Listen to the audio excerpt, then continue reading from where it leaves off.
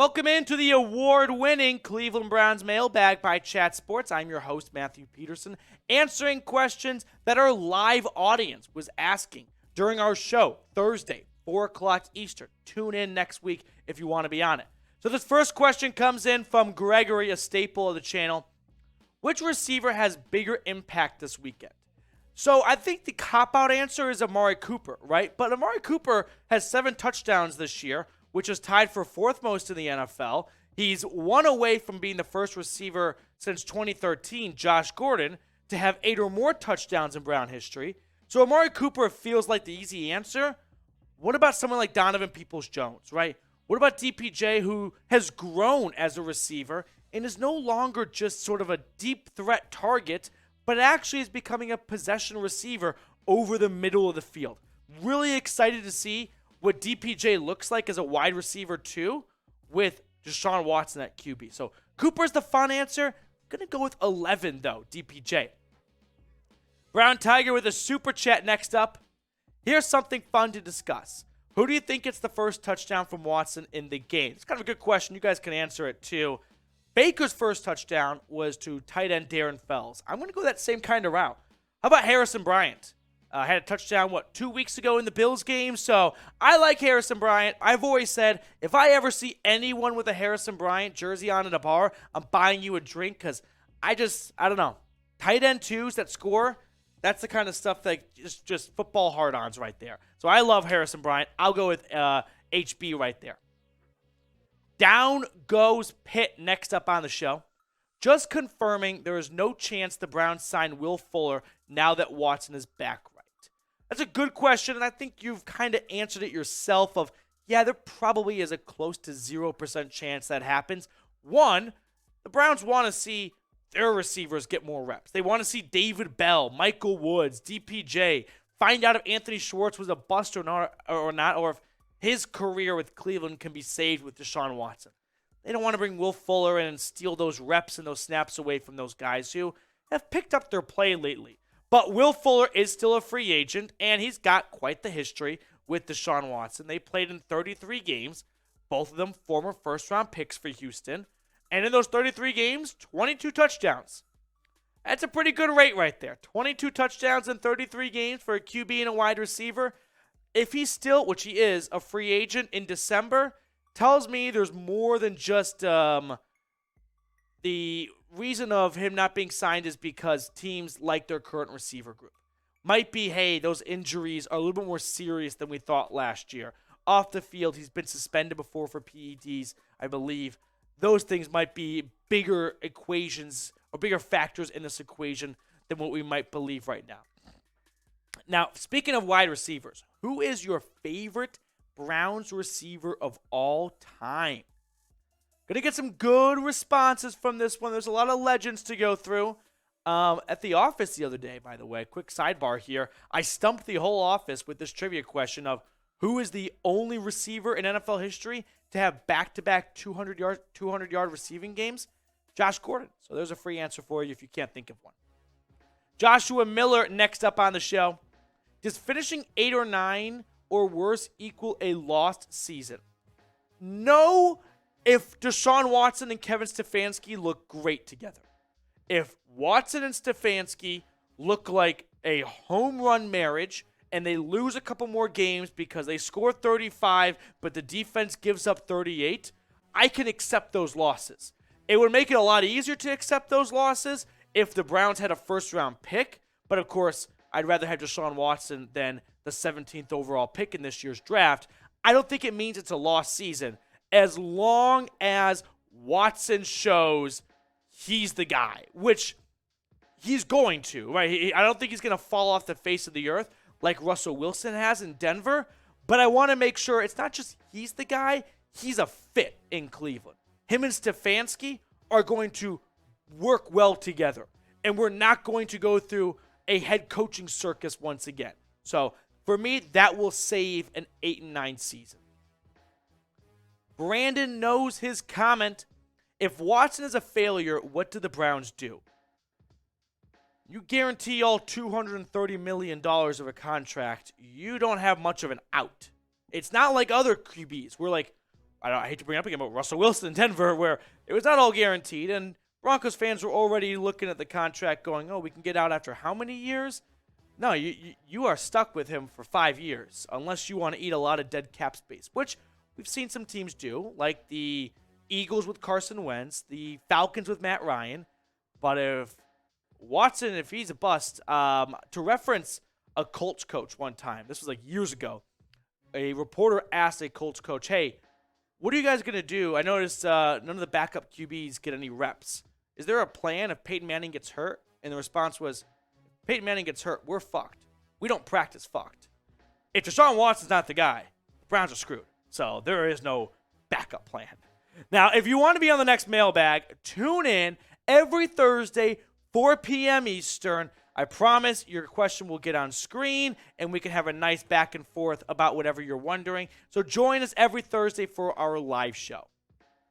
Hayes Underworld next up. Serious question. Jedrick Wills. Should they move him to defensive? This is not a serious question, it feels like. Defensive tackle next year. Try Hubbard on the left. Seems like he's a natural right tackle. Oh, did you mean move him to right tackle? Okay. You mean, serious question, should Jedrick Wills move to right tackle next year? Okay. So Jed Wills, this is a lot more plausible, did play right tackle at Alabama, and I think they probably want to do James Hudson at right tackle next year. Jack Conklin on the last year of his contract. Feels like Hudson or Hubbard, whichever one they like more, but I'll kind of go with Hudson, is in line to take over at right tackle next year. So I think they're going to keep Jed Wills at left tackle. The guy's been a roller coaster this year, up and down. He gets picked on a ton, and sometimes he deserves it, but when he does have good games, he doesn't get a lot of recognition. I think they're going to keep him at left tackle. He's been there since day one with the Cleveland Browns. I don't see a move in the last year of his contract, or at least until he gets a fifth-year option picked up. If that happens, a move making a ton of sense. Let's go to William Schur next up on the show. Do you think Watson having above or under 100 QBR this Sunday? I'm going to go with under. I don't think it's going to be a fireworks display we're all expecting. He has not played football. I think it will be 700 days on the dot. 29 football weeks off from the last week of 2020 season. Missed all of last year. And first 12 weeks of this year. I'm going to say there'd be a bit more rust than we're expecting. So I'm going to go with under 100 QBR. Vinny D. Will the Browns re-sign Jacoby Brissett? Good question. I've seen this one talked about a bunch. I don't really see it happening. I think Jacoby Brissett played himself into a role where he's going to be very popular this offseason. I can think of a handful of teams that are looking for a bridge quarterback. What about the New Orleans Saints, the Carolina Panthers? A couple more I had jotted down here. So the Giants are a good one. Thank you. And the Houston Texans. So I think he'll probably be a bridge quarterback once again. And the Browns aren't going to want to pay a ton of money for him to just be a backup. They also picked up Kellen Mond when he was released by the Vikings back in August because they were thinking a couple steps ahead there of, hey, who's going to back up Watson next year? Well, let's bring Mond and Dobbs in. And whoever wins the backup battle for the next 12 weeks of the season will be the backup next year. Now, here's an interesting debate that's been all over Browns Twitter. And we've asked it before. I kind of want to bring it back now that Jacoby Brissett's chapter with the Cleveland Browns has fully closed. Is Jacoby Brissett a top 5 quarterback for the Browns since 2000? It sounds outlandish to say because he only played 11 games. I think you kind of have to go with yes, right? Baker is rookie year, Baker last year. I think he's up there. Derek Anderson had a good year. Brian Hoyer, I think he is top 5. I'm going to go with yes. All right, let's move on here. Dr. Crew with a super chat. His first touchdown, Deshaun Watson's first touchdown, will be a rushing touchdown, my bet. One of my good friends, Tyler, always puts some cheddar down every game, every primetime game, of first touchdown scored, rushing by the quarterback. Hits at a pretty high rate. So you know what? I don't hate that idea right there, Dr. Crew. Colin next up on the show. Will Deshaun pass the ball mostly, or will Chubb get the ball? I mean, the Texans are giving up 5.2 yards a play. The Browns are not going to go away from Nick Chubb. That's not what Deshaun Watson's going to bring this offense less Chubb. No, he's going to bring RPOs, run pass options, which sometimes get conflicted with play action, and unfortunately sometimes just get conflicted with option plays, which doesn't include a pass at all. But he will make defenses lose sleep at night trying to defend the run and the pass at the same time. So I don't think Nick Chubb is going to take a hit from Deshaun Watson joining this team at all. I think Chubb's stats are going to stay about the same. Maybe a carry or two less here or there if Watson's spraying the ball well. But I think Nick Chubb and the Browns, they're going to run all over the Texans this week, like Colin points out, giving up 5.5 pretty much yards a play.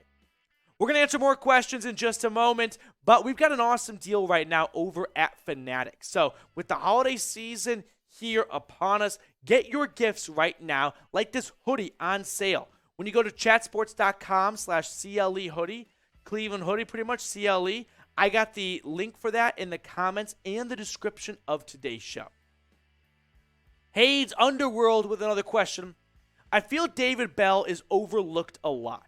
He seems to have great hands, seems to have great option in the slot. Do you agree that he deserves that third spot next year? He's definitely improved as the weeks have gone on. Outside of Amari Cooper and Donovan Peoples-Jones, he had the most snaps of any receiver last week against Tampa Bay. So he's definitely earning himself a spot in this offense, which as a rookie can take some time to convince the coaching staff, put me on the field more and more week by week. He's got an awesome ability to find the soft spots in the zone, sit down, and like you point out, he's got surefire hands. Now we just need to see him grow as a receiver and become more of a big catch kind of guy, right? Yards after catch. Haven't seen that much of that element from him, but I do like the Purdue Boilermaker a lot moving forward. So yeah, I feel pretty comfortable putting him down as wide receiver 3 next year. Last question coming in from Night Fright. Should we have went with Dicker the Kicker over Cade York? That seems a bit premature. I know it's only, I know it's early so far in both of these rookie kickers' careers. Cade York did have a horrible shank last week against Tampa, but he also had some huge kicks like the week 1, which I don't think you can hold on to that forever, but you can hold on to it for a little while. So I'm not going to pivot just yet and say Dicker the Kicker, although I did like him a lot coming out because of, 1, his nickname is Dicker the Kicker. 2, he went to Texas like Phil Dawson. So I'm going to stick with Cade York. Give me the Yorkers all day, baby. So no, I'm not panicking. Give me Cade York. Appreciate all of you guys who joined today's mailbag. If you have not subscribed, please go ahead and do so. Click onto that big red button and make us a part of your weekly Browns YouTube routine.